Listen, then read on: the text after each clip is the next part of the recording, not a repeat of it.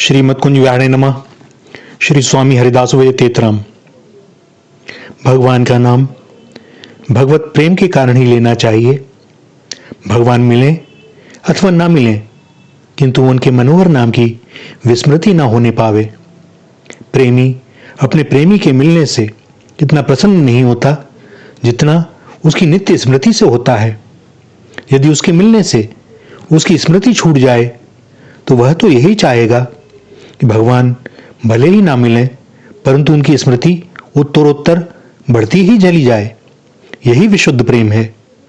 प्रेम में स्वसुख की कामना हो ही नहीं सकती। प्रेम में मांग नहीं होती, छीनने अथवा अधिकार का भाव भी नहीं होता। प्रेम में तो लुटा जाता है, लूटा नहीं जाता। तत्सुख सुखित्वा, और सब कुछ सौंपने के बाद भी सदैव यही भाव कि अभी हम कुछ ना कर सके, अपने प्रेमास्पद को कोई सुख ना दे सके, मेरे अंदर कोई गुण है ही नहीं, और सदैव ही अपने प्रेमास्पद के सुख का चिंतन।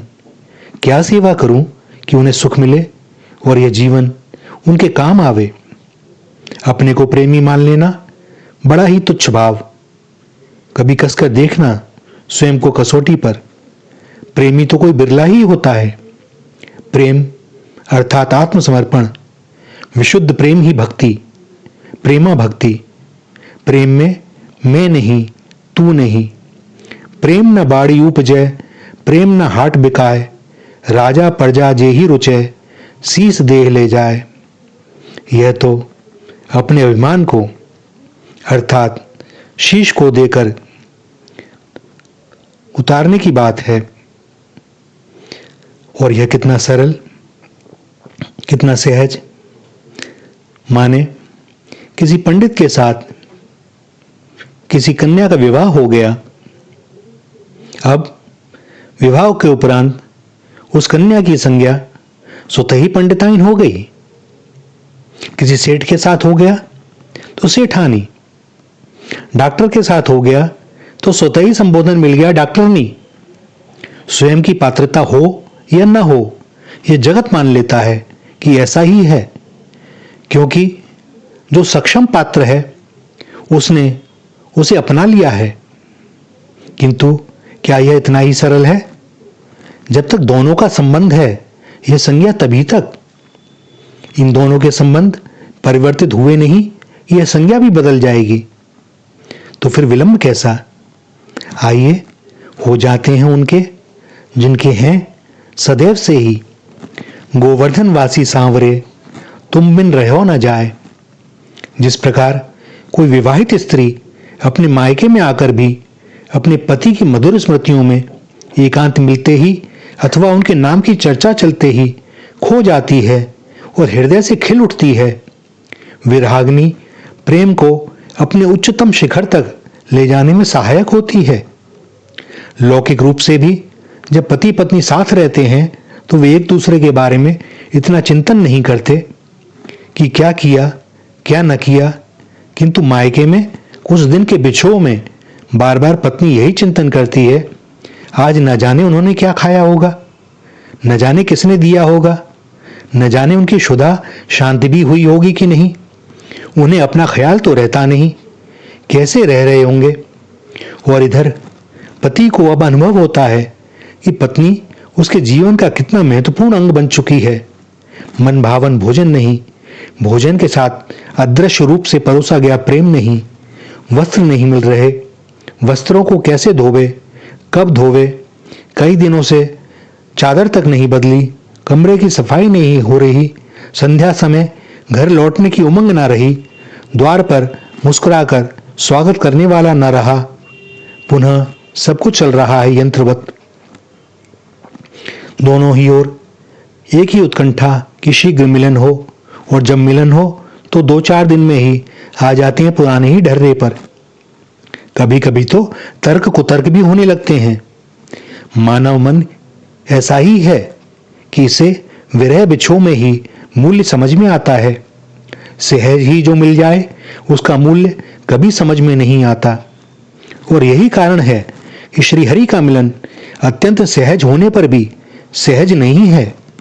भक्त श्री हरि कृपा से यह रहस्य जानते हैं, सो वह नित्य निरंतर श्री हरि की स्मृति को ही अधिक महत्व देते हैं। और जब तक स्मृति है तब तक श्री हरि अपनी प्रेमी के हृदय को छोड़ ही नहीं सकते। वे जावें तो कैसे? भक्त तो निरंतर पुकार रहा है और कुछ मांगता चाहता भी नहीं। अब तो प्रतीक्षा करनी ही होगी जब तक यह कुछ मांग ना ले।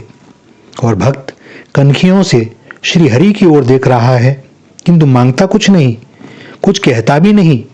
श्री हरि बार बार उसके सामने आते रहते हैं कि कुछ तो बोले, तृप्त हो जाए तो मैं चलूं। सत्य तो यह है कि ऐसे भक्तों के दर्शन से श्री हरि भी तृप्त नहीं होते और ना ही श्री हरि के दर्शन से कभी भक्त ही तृप्त होता है। एक अनादिकाल से चली आ रही है अतृप्ति। प्रेम में तृप्ति हो ही नहीं सकती। जो तृप्त हो जाए सो प्रेम नहीं, कुछ और। भक्त और भगवान दोनों के ही हृदय में एक दूसरे की स्मृति का अतृप्त सागर, मधुर स्मृतियों की आह्लादमयी तरंगों से दोनों को दिव्य स्नान कराता रहता है।